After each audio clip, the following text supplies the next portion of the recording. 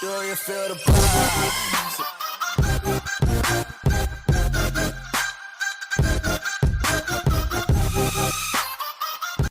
Right. So let's solve rational equations first, and then we're going to do inequalities. Okay. So,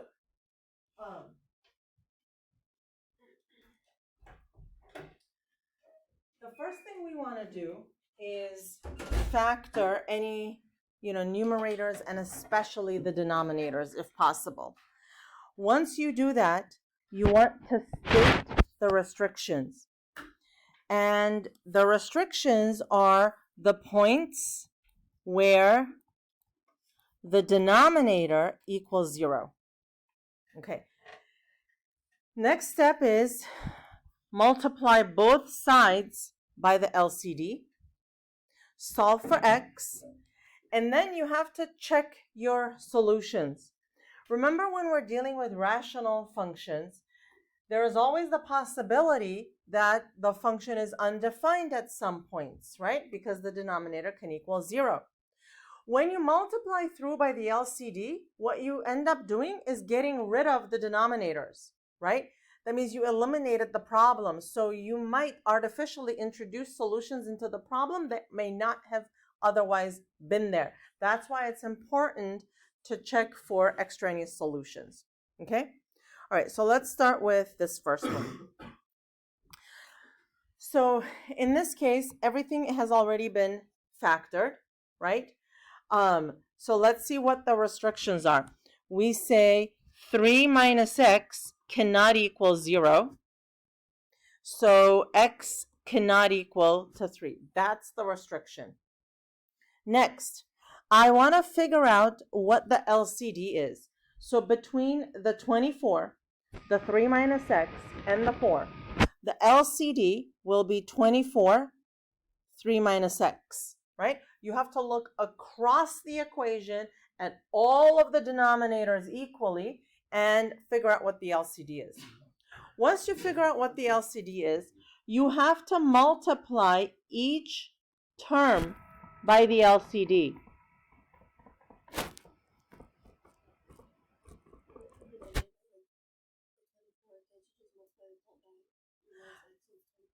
No, multiply through, equal opportunity. Multiply through by the LCD, because this is an equation, right?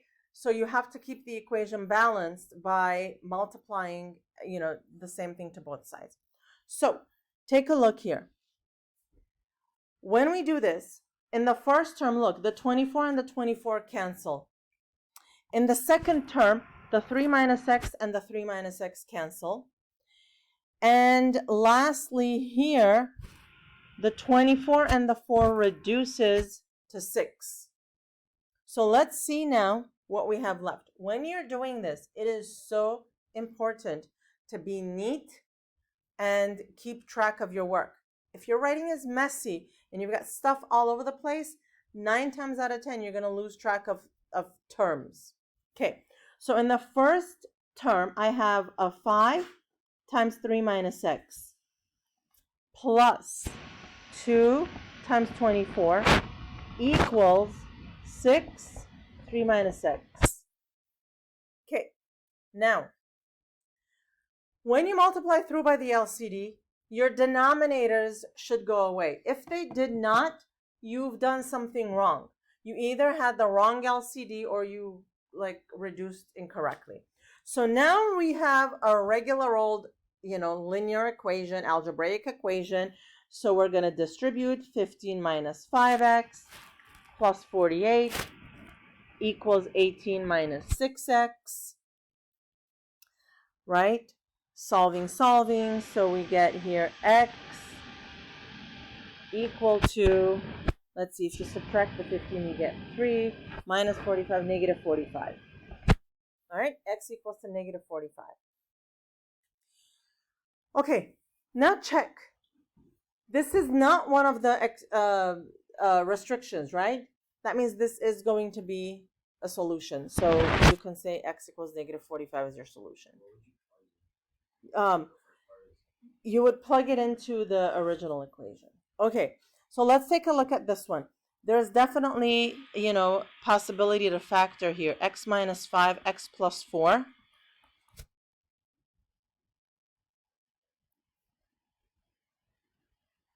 Okay?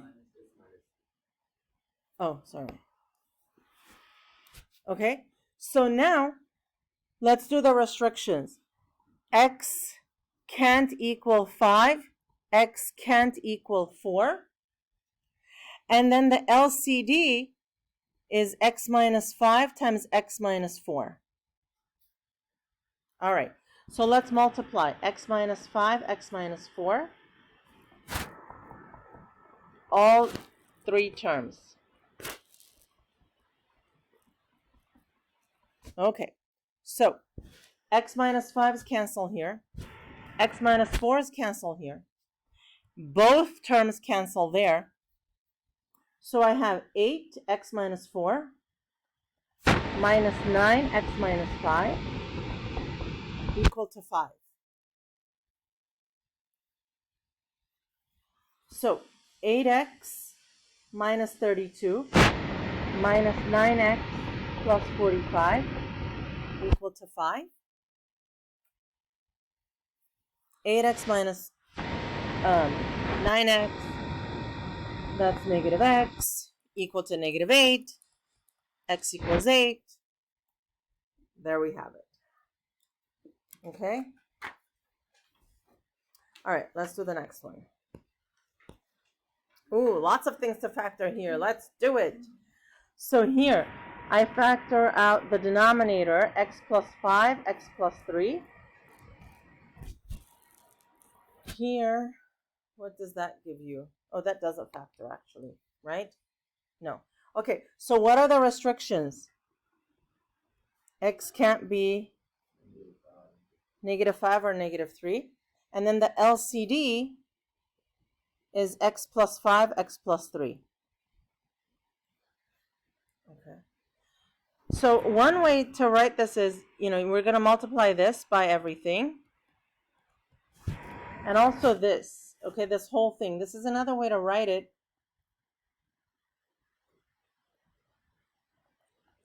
But when you do this, remember to distribute to each term, right? So for the first term, I have 2x times x plus 3 minus, everything cancels there, so I just have, x squared minus x minus 10 equals 3x plus 5.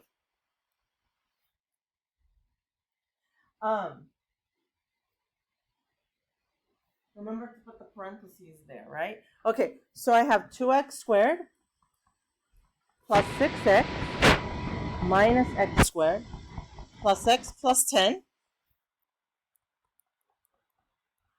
equal to 3x plus 15. Okay, so here I got x squared plus 7x plus 10 equal to 3x plus 15. Oh, we got a quadratic equation happening here. So let's see. X squared plus 4x minus 5 equals 0. Xx plus 5 minus 1 equal to 0. So what do we have? X equals negative 5, x equals 1. But x can't equal negative 5, so my answer is just x equals 1. All right? Okay. All right, let's do this last one. So I factor this, and I get z minus 1, z plus 1. So z can't equal plus or minus 1. All right? So now I multiply everything by z minus 1, z plus 1.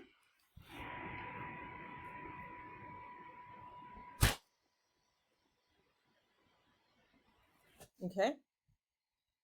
So I get 2z minus 1 minus z plus 1 equals negative 2.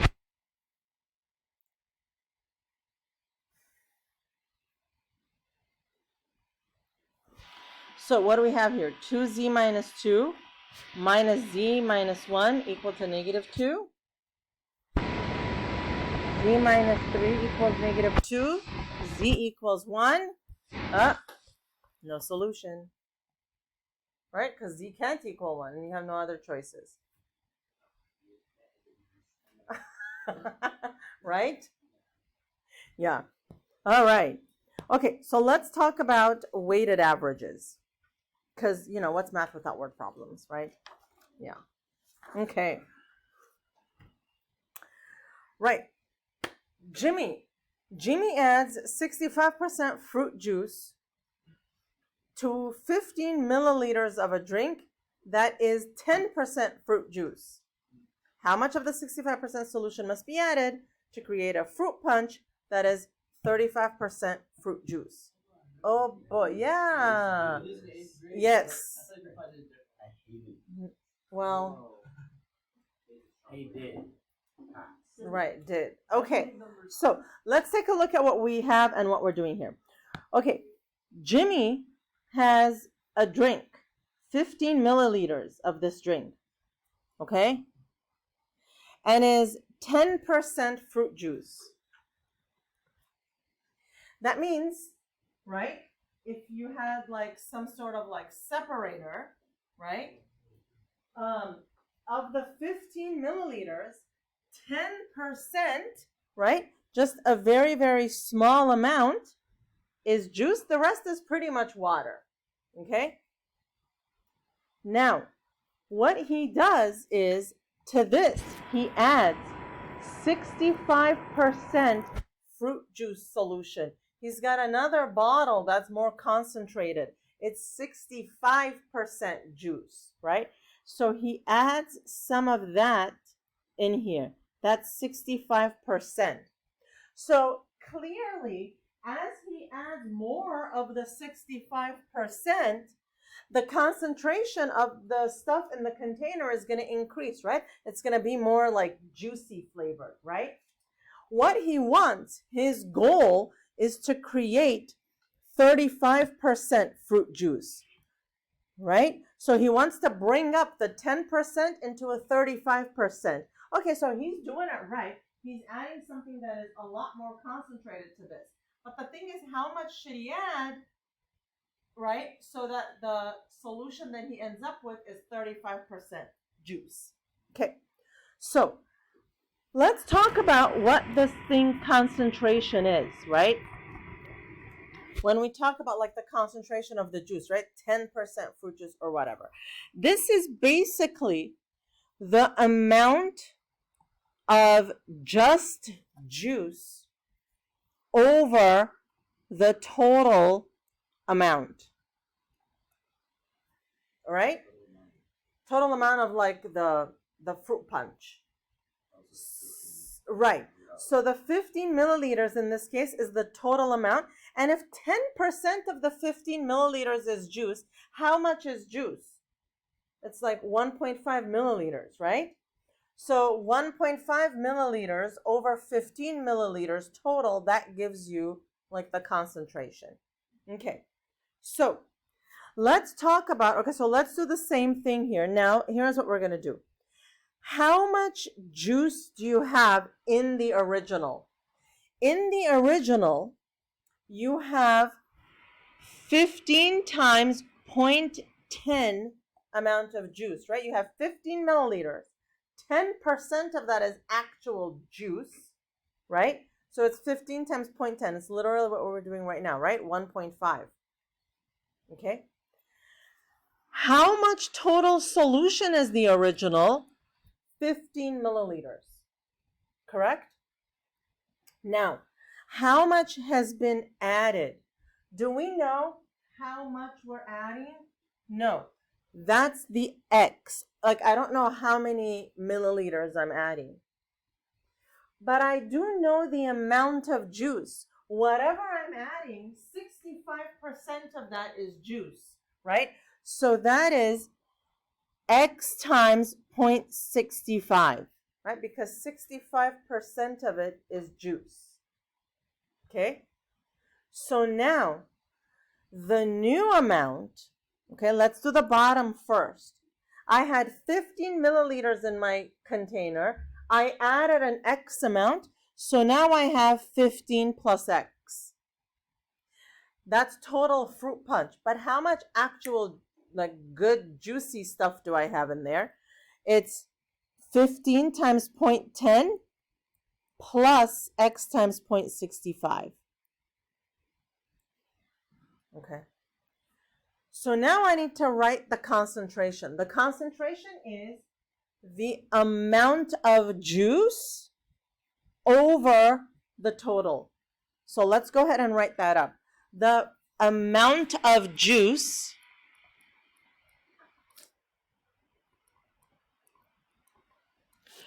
over the total, right?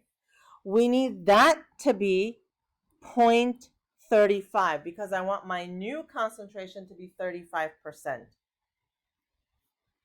Okay? So that's how we create the equation. Now we have to solve the equation. All right, so what I have here is 1.5 plus 0.65x over 15 plus x is equal to 0.35. Okay, now I don't know about you, but I'm not crazy about all those decimals, right? I want to get rid of them. So what you want to do is you want to look at, which number has the most number of decimal places. In this case, it's 2 decimal places, right? If it's 2 decimal places, you want to multiply everything by 100. Okay? So when I distribute this, obviously I'm only going to distribute to the numerator. I'm going to get 150 plus 65x over 15 plus x equals to 35. All right?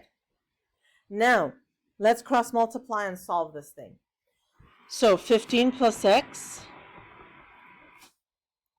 15 plus x, this goes away. So I have 150 plus 65x equal to 35 times 15 plus x. Okay, let's multiply that out. So 150 plus 65x equals to 525 plus 35x. All right, I use the calculator, blah, blah, blah, right? So, what do we have here? 30x, right, is equal to how much? What's 525 minus 150 these days? How much? Okay. So x is 12.5. That means I have to add 12.5 milliliters. Okay? No, you can use a calculator on these. All right? Questions? Okay, let's do another one. Okay. These are called weighted averages, right? Because like when you add them, it's not just like, okay, 65% plus 10% divided by 2, like it doesn't, it's by the amount, okay? Weighted averages. Okay, so let's talk about speed. The speed of the wind is 20 miles an hour. It takes a plane 7 hours to fly 2,368 miles round trip. Determine the plane's speed in still air. So there is wind, right? But with the wind, it takes the plane 7 hours to go round trip. We want to know what would the speed be in still air. Okay, so why does the wind even affect it and how does it affect, right? So if this is the airplane, right? You see how well I can draw an airplane, right? It has to go and then it has to come back. Now, depending on which way the wind is blowing, suppose the wind is blowing, this way. In that case, it'll take, more time.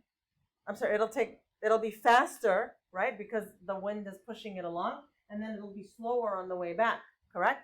But if there was no wind, then, the plane would have a different speed, right? It would just be like the speed that it's going. So if if somebody has like, if the pilot has set the speed of the airplane to, let's say, 720 miles an hour, and then there is wind pushing it along, it might actually be going at like 730 miles an hour, right? And then on the way back, it might be a little bit slower. So, well, this is no juice and fruit punch, right? So how are we going to do this one? Well, guess what? There is still a ratio, right? Because what have you learned about speed and rate and time and distance? What have you learned? Speed is what? Distance over time, right? Which means rate is distance over time. Remember that? Right? And we can always, okay. So let's see what we're going to do here. We're going to make ourselves a cute little chart again. Okay. So we have time with the wind.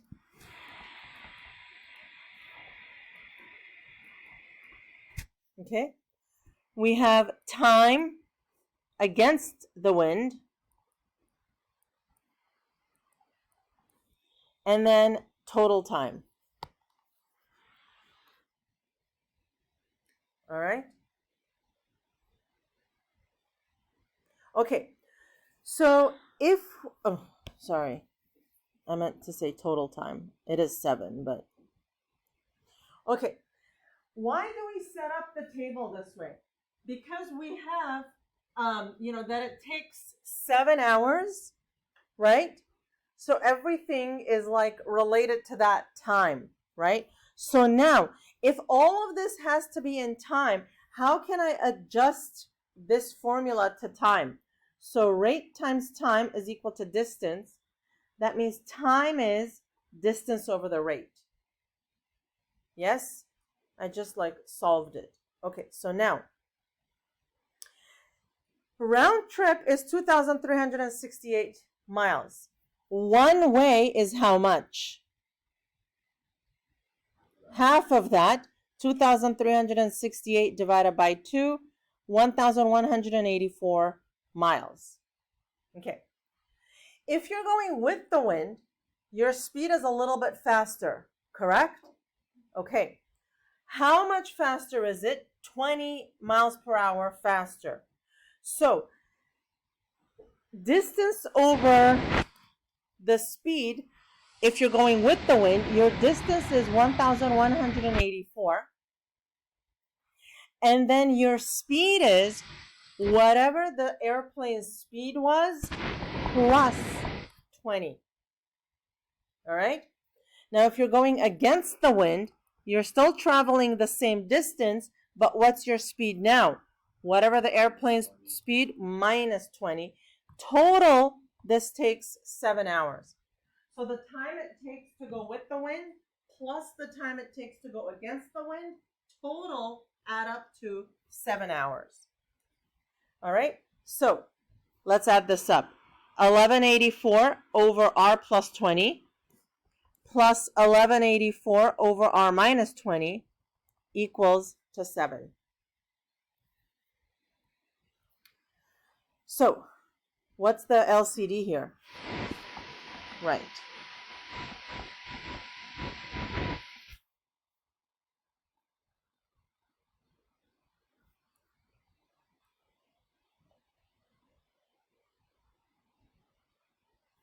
So r plus 20s cancel. So I have 1184 r minus 20 plus 1184 r plus 20 equals 7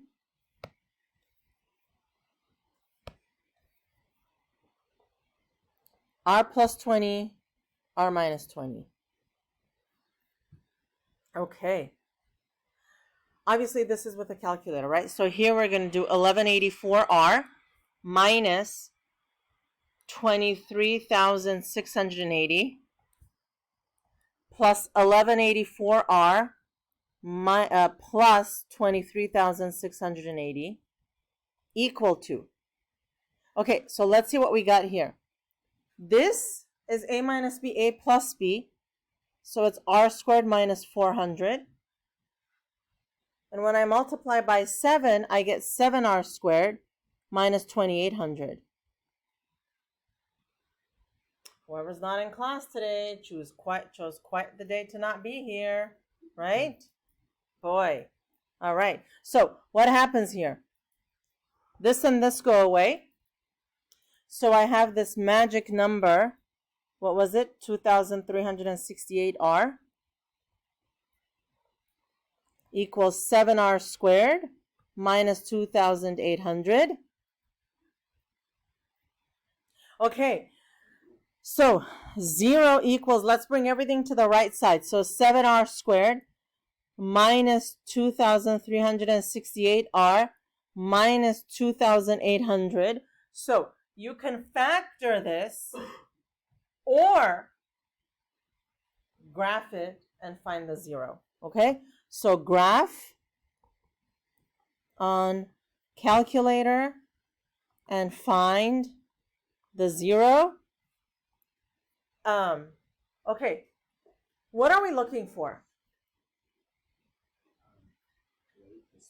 The speed of the what? The speed of the airplane in miles an hour, right? Is it going to be under 10? Is it going to be under 20? Oh, so you have to set your x-axis, right, to go like way past the hundreds, right? In fact, R is 339.5 miles per hour. Okay? So set your, right. So this is the speed, R, right? This is a function of R. Okay? So, okay. Last but not least, solving rational inequalities. Yay! Okay, 2 more problems. Whew! 2 more problems. So, state the excluded values first. Okay. Solve the equation. Use values to create a number line. And then we have to test values in each interval to determine the solution. Okay, that's a lot of words. Let's just see what we're doing. Okay, so here, what can x not equal? What are some restrictions? 0. Okay, what's the LCD here? Between the 3x, the x, and the 9. What's the LCD? 9x, just 9x. Okay, 9x. So here I'm going to multiply this by 9x. So here I get 3 times 4 plus 9 times 7 less than, okay, it's less than 5x, but you know what? I'm just going to pretend it's an equation for a little bit. All right? Pretend it's an equation. So I have 12 plus 63 equal to 5x. 75 equal to 5x. So what's x? 15. Okay. Let's create a number line. That's a big number line. Okay, we don't know. So here's what we're going to do. On the number line, we're going to put the 15 and the restriction, the 0. To mark that that's a restriction, just put a little open circle on top of that, just so we know that x cannot equal that value. Now, how many regions do I have here? 3 regions, correct? I'm going to pick points from each of the regions, and I'm going to plug it into the original equation, but comparing it to 0. So what is the original inequality? 4 over 3x plus 7 over x is minus 5 over 9 is less than 0. You see that? You want to compare it to the 0. So bring everything to the same sign. So now, let's pick some points here. Let's plug in what? -1. If you plug in -1, what do we get? -4 over 3 minus 7 minus 5 over 9. Okay, that's clearly going to be a negative number. Yes? Yes. Okay. What if you plug in a 1? 4 over 3 plus 7 minus 5 over 9. Okay, that's going to be a positive number, right? Because positive minus just 5 over 9. What if you plug in, like, I don't know, a 20? Now we have 4 over 60 plus 7 over 20 minus 5 over 9. What do you guys think? That's going to be negative, actually. Okay? Okay, so which regions work? We want it to be less than 0. So here and here. So I say x is less than 0 or x is greater than 15. That is my final answer. So now, because the inequality is less than, not less than or equal to, all of these are less than. But regardless, for the 0, it should always have been less than because it can never equal 0. All right? Okay, let's do the next one. Okay, so what are some restrictions? X can't be 3 or negative 4. Okay, the LCD is 4, x minus 3, x plus 4. Right, so multiply this. Okay, so what do we get? 3 times x minus 3, x plus 4, minus 4 times x plus 4, equal to 4x. Oh no, 4x times x minus 3. Sorry about that. So here, 3, multiply this out, x squared plus x minus 12, minus 4x minus 16, equal to 4x squared minus 12x. So 3x squared plus 3x minus 36 equals all this. Okay. No, leave it for now. Because 4x squared minus 3x squared, this is going to be x squared. And then here, let's see what we have. 3x minus 4x, that's negative x. But you add it here, it'll be negative 11x. And then eventually this will be plus 52. All right, who wants to factor that? No. So it actually can't factor. That means, what do we have to do? Quadratic formula. Okay, so x equals negative b plus or minus the square root of 11 squared 121 minus 4 times 52 all over 2. Okay. What do you guys think? The radicand is going to be a negative number, so this is imaginary, right? The solutions are imaginary. Yes? Okay. Sorry. So now, the question here is, where is this going to be like greater than? Where is it going to be less than? Actually, this is imaginary. There is no solution here. Okay? All right. Whew. Yep.